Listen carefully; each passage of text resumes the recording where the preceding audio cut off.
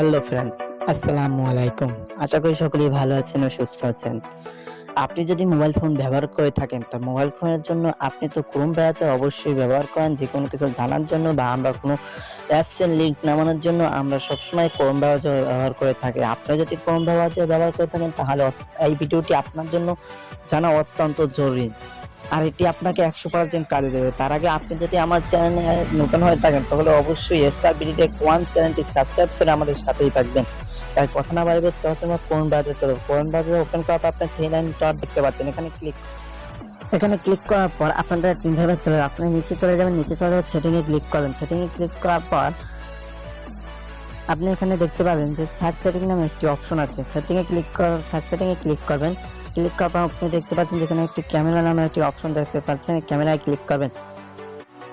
অর্থাৎ এই ক্যামেরা আপনার যদি এটি অন করা থাকে, তাহলে আপনার ফোনে যে কোনো পার্সোনাল ডকুমেন্ট বা যা কিছুই বলুন না কেন, সব কিছু এক্সেলের মাধ্যমে তারা নিয়ে নেবে।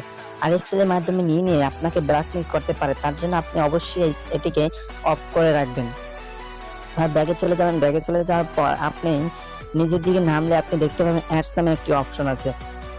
অ্যাডস নামে অপশনটিতে ক্লিক করবেন। অ্যাডস নামে অপশনটিতে ক্লিক করার পর আপনার যদি এটি অন করা থাকে, তাহলে আপনি যখন ফোন ব্যবহার করে থাকেন বা ডাটা চালু করে থাকেন, তখন আপনার ফোনে বিভিন্ন রকমের অ্যাড এসে আপনাকে বিরক্ত করে।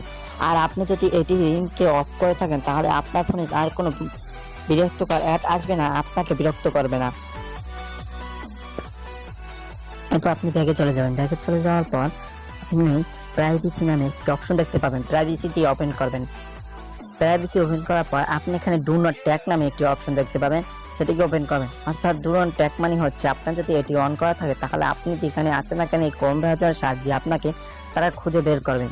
তাই আপনি যদি এটি অফ করে থাকেন, তাহলে আপনাকে আর ট্যাগ করার মতো কোনো সম্ভাবনাই থাকবে না।